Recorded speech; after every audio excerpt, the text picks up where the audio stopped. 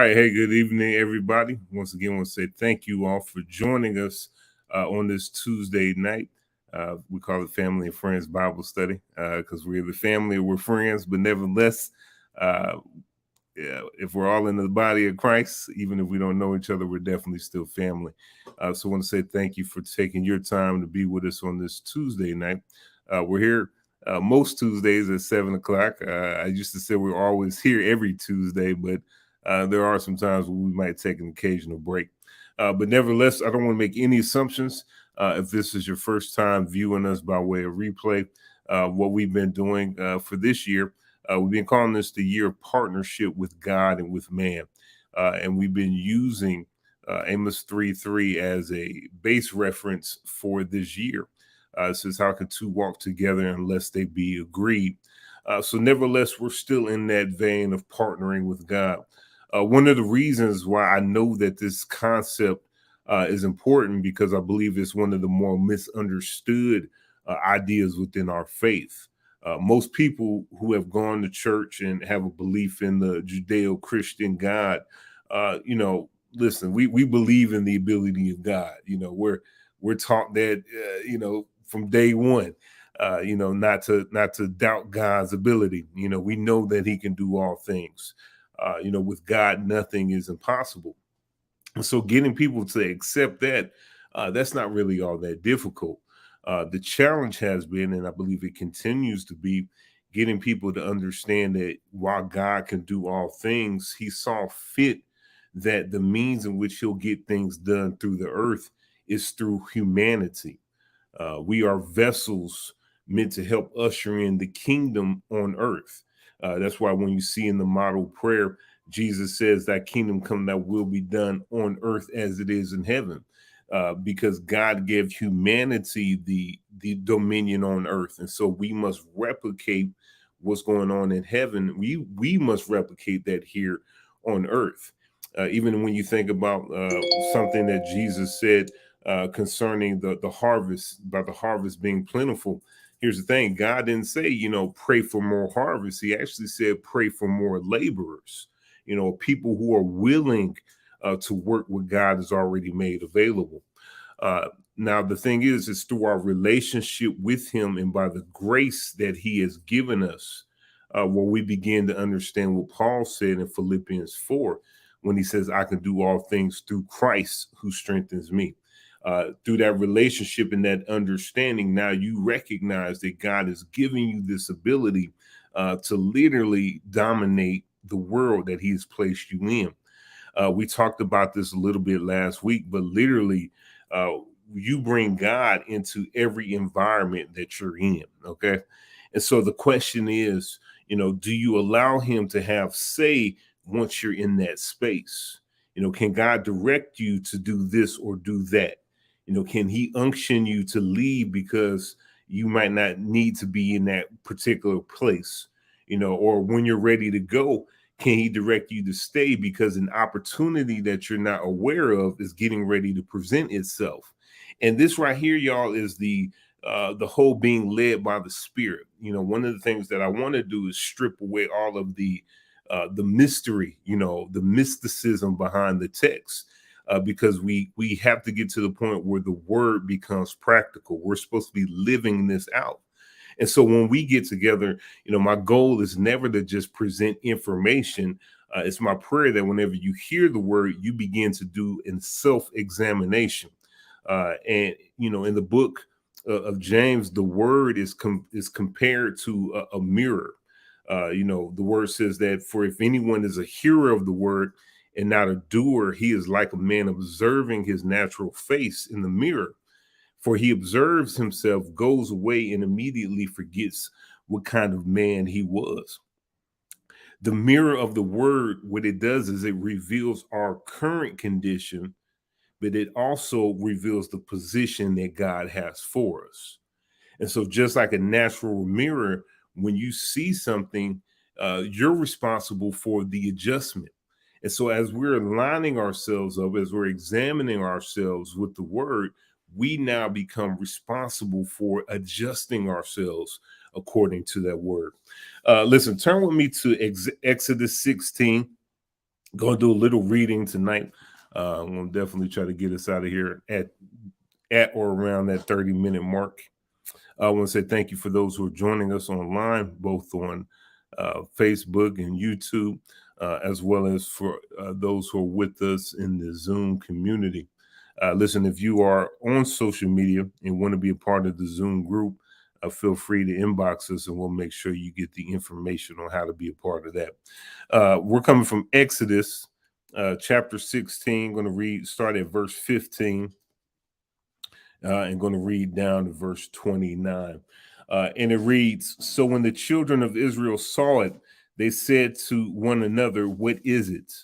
For they did not know what it was. And Moses said to them, 'This is the bread which the Lord has given you to eat. This is the thing which the Lord has commanded. Let every man gather it according to each one's need, 1 omer for each person, according to the number of persons. Let every man take for those who are in his tent.' Then the children of Israel did so and gathered, some more, some less.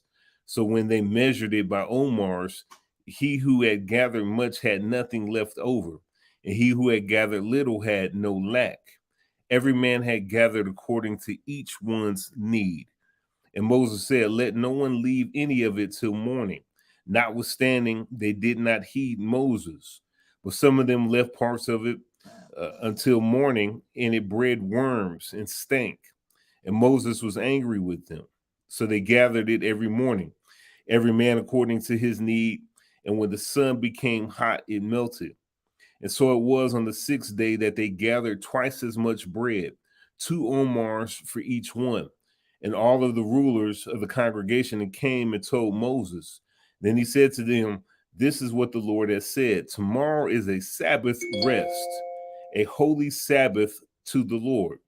Bake what you will bake today, and boil what you will boil, and lay up for yourselves all that remains, to be kept until morning.'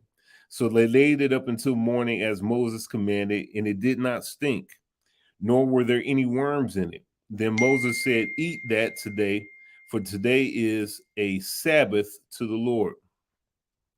Today you will not find it in the field. 6 days you shall gather it, but on the 7th day, the Sabbath, there will be none.' Now it happened that some of the people who went out on the seventh day to gather, but they found none. And the Lord said to Moses, 'How long do you refuse to keep my commandments and my laws? See, for the Lord has given you the Sabbath. Therefore he gives you on the 6th day bread for 2 days. Let every man remain in his place. Let no man go out of his place on the 7th day.' So the people rested on the 7th day." For a thought, I want to put before you an idol called lack. An idol, IDOL, called lack.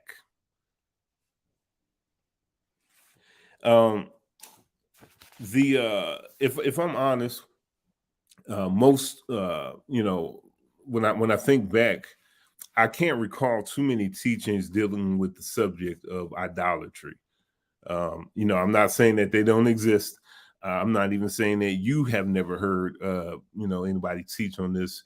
But I'm just saying, as far as I'm thinking back, I can't recall too many messages around the conversation of idolatry. I mean, for the most part, we can accept that idolatry is the worship of idols, right? However, if we're not praising and literally bowing down to something, it's hard to conceptualize that the average person might have an idol. That's something that, as we understand biblically, when you looked at how they worshiped idols, if we're not going through the motions of doing that, it might be hard to believe that we have allowed an idol of sorts to creep in. But for a foundation of tonight's teaching, this is what I want you to remember. An idol is an image, okay? And idolatry is the worship of that image. Now, what worship means on this most basic level is to count something as worthy and to acknowledge it as such. And so when you're giving something, when you're attributing worth to something, in essence, what you're doing is you're worshiping it. So in this regard, I want you to know that an idol can be anything. It doesn't have to be a physical statue.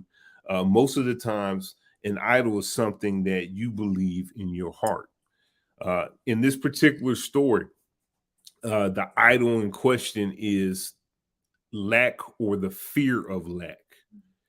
Where we pick up in the story, the children of Israel, they're in the wilderness. This is after God has, ushered them out of Egypt, and now they're in the wilderness. And in this part of the wilderness, what they're doing is they're learning to trust in the provision of God. So they went from a system of oppression, which was Egypt, where everything was difficult. They were slaves, they were being beaten, and in that oppressive system, of course, there were a few creature comforts that they got to enjoy, but nevertheless, their life was hard. Okay. And so, but what happens is, they transition from this system of oppression, and now they're having to transition in the area of their thinking, from working and hustling the system to now trusting that God knew how to supply their needs. And so there's this conflict. I go from this system of oppression where everything is difficult to now God is providing for me, but I don't know God in this capacity. So I'm still wanting to identify with the hardship, but God is introducing a new way. That's why I was kind of, putting the inflection on my voice when I was talking about the Sabbath rest. And we're going to talk about that just a little bit today. And so, they're going into this system where now they're trying to learn how to trust that God knew how to supply their needs. And let's be honest, that can be difficult, especially if you're constantly a person who's under the strain of worry. When you're always worried, it's hard for you to see how the blessings are coming to you because you're expecting adversity to hit you literally on every turn. So here, as you have it, Moses is giving this instruction to them from God, and he says, look, from day 1 through 6, you're going to go out, you're going to get the manna. And on the last day, on the 6th day, what you're going to do is you're going to get enough manna for day 6 and for day 7. Because on day 7, God wanted to introduce them to the Sabbath rest. And what the Sabbath rest is, it's a time of refreshing, renewing, and worshiping of the Lord. Now, the significance of this Sabbath rest is God actually created man in a place called rest. When Adam was created, he was created already in the Sabbath rest, meaning that when God made man, he made him on the 6th day, but the very next day, Adam was already experiencing the rest of God. But because of sin, the word says that man would now have to work by the sweat of his brow. And so humanity had already become well in tune or well aware of adversity. But now what God is doing is he's saying that, hey, I want to transition you from the mindset that says that everything has to come hard to now beginning to enjoy the rest that I've made available. Now, here's the thing. One of the things that keeps a lot of us from entering that rest, the same thing what we see in this particular test, is that because they were afraid to believe that God would not provide. They within their mind, they had come to the conclusion that God would not provide. The reason why I can say that is because they were out looking for food on the 7th day. The day they were supposed to be resting, renewing themselves, worshiping the Lord, was the day that the worry that they had become accustomed to kicked in and told them that, you know what, that stuff we saw on the ground yesterday is not here today. And what if God forgets about me today? Or what if God forgets to make the provision available tomorrow? And so that's how you can see that they were already at odds with what God wanted for them. This is what I want you to take away from this text. And I know I said a whole lot in that little minute. They're hoarding because even though they weren't able to find any manna on the 7th day, they had what's called a hoarder's mentality. The hoarding suggested that they didn't believe that they would receive again, which really means that they didn't believe God. because here it is. God is introducing them to something that they had never had before. They didn't even know that this was food until Moses told them that it was food. And so now God is the one that's literally giving them this bread from heaven, because that's what manna means. But now they're benefiting from this bread from heaven, at the same time not believing the God who made the provision available. The idol of lack presents an image that says, I never have enough. Okay, that's what the idol of lack says. It says that I never have enough. And what's really sad, if you track the progression of this particular group, the older generation of Israelites that left Egypt, the mentality of lack followed them, most of them, until they died. If you read Numbers 11, they were talking about, we rather go back to bondage, because at least in bondage we had fish and onions, uh, you know. But the reality was they were always complaining and murmuring up until the day that they died. And one of the things that the Lord had shared with me and revealed to me as I was preparing for this message, he said, complaining and murmuring is the worship language of the rejected, not of the righteous. If I'm complaining and murmuring, I'm already finding myself disagreeing with what it is that God has for me. And as a result, what I'm going to end up doing is I'm going to talk myself out of what God has for me. The word says that faith comes by hearing. And so if I am rehearsing a conversation that is contrary to the will of God, eventually I'm going to begin to look at the thing that is in opposite direction of what God wants for me. And my concern, well, that might be too strong of a word. The thing that I will put before you all is to make sure that you're not rehearsing a conversation that gets you out of the ability to receive your promise. What are you rehearsing to yourself? We're talking about lack tonight, but honestly, like I said before, an idol can be anything. I know people who've made ministry an idol. The word says in Psalms 20, it says, some trust in chariots, others in horses, but we trust in the name of the Lord, our God.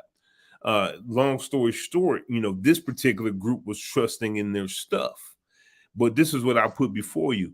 If an idol is an image, because that's what it's defined as biblically. If you do your study, an idol is defined as an image. Most specifically, it's an image in the mind. Okay. Then, ladies and gentlemen, that is imagination.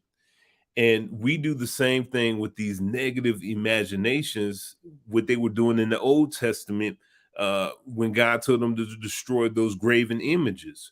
We forcefully remove those idols from the place of worship. Those things that you put in your mind as high, you have to begin to forcefully remove those things. Let me qualify that. Turn to 2 Corinthians chapter 10.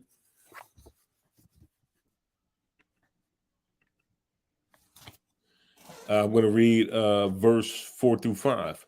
For the weapon of our warfare are not carnal, but mighty in God for pulling down strongholds, casting down arguments and every high thing that exalts itself against the knowledge of God, bringing every thought into captivity to the obedience of Christ.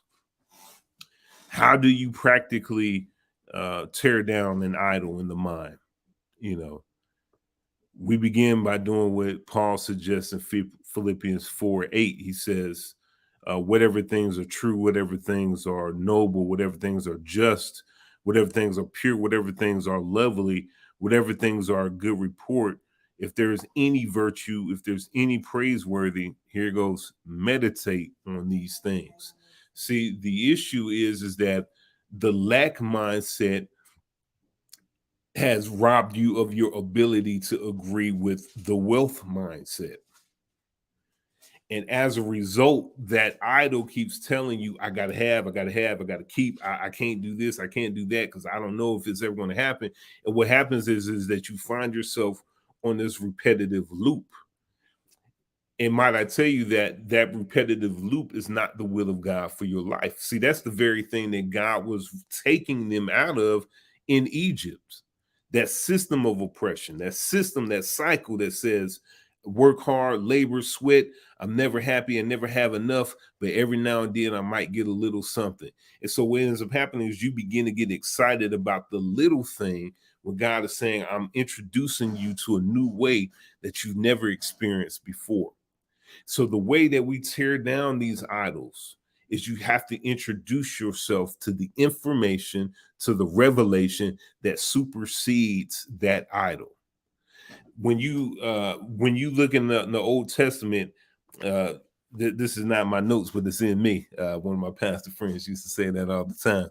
But there was a particular idol, I think his name was Dagon or something like that, and it said that the people would lift it up, and every the next day that the idol would be laid down in front of the ark of the before the ark of the covenant, and so essentially even the idols had to bow down to God. And what I'm telling you is that the idols that you have created within your mind, if you introduce the word to it, even they have to lay down. When I began to identify with the word, when the word says that seek first the kingdom of God and his righteousness, and all things will be added unto me. See, that's already given me the framework. Don't get wrapped up in the things, get wrapped up in him, because he already knows what I have need of. See, the thing is that the children of Israel couldn't enter into the rest of God. They couldn't enjoy the Sabbath rest because of their concerns. And so this is what the Lord is saying in Matthew 6. He says, if you seek first the kingdom and his righteousness, all things will be added unto you. See, I don't have to get fixated on the area of lack if I make God my focus. And so what I would suggest to you all, what I would simply put before everybody who's listening to this message and those who catch it later on, if there's an area of concern in your life when it feels like you don't have enough, when it feels like it's always a strain, introduce yourself to what the word has to say in that particular area. I told you all last week, at least those in the Zoom community, that God revealed a greater dynamic of himself as a provider to me. And so now I can't slip back in a place of less faith than I had prior to that, because the reality is that God demonstrated himself the more. Here's the thing, y'all. Never confuse the resource for the source, because in any given season, the source might say, I'm going to provide for you a different way. It just so happened that the children of Israel, when they were in the wilderness for 40 years, God was providing manna, the bread from heaven. But the next phase of their progression, they weren't eating manna anymore. What they were doing was now they were eating the fruits from what they were able to plant on their own, because now they had entered into a place called promise. And so now in this place called promise, it went from a dependency that God is going to give it to me every day to now God is giving you the opportunity for you to start sowing into your own harvest. He gave them the land, a land that will provide for them. And so whatever season you're in right now, what I would suggest and what I would put before you is don't limit God. And the way we limit God is by getting preoccupied with the stuff, the resources, more than we get fixated on the source, which is God. And so with that being said, listen, I want to say thank you all for joining us on this Tuesday night. We're here once again, most Tuesdays. We continue the conversation. So when we close out on Facebook and YouTube, we have a Zoom community where we continue the conversation in a time of question and answer. And if you want to be a part of that group, inbox us. I'll make sure that you get that information. But nevertheless, tear down your idols. Tear down your idols and begin to fixate yourself on the Lord. And I promise you, this is a promise. God will not disappoint. The word says that he'll do exceedingly above anything that we can ask or think, meaning that your expectations, God knows how to blow your mind, even concerning the things that you expect. And that's my prayer for you all. Take care and God bless.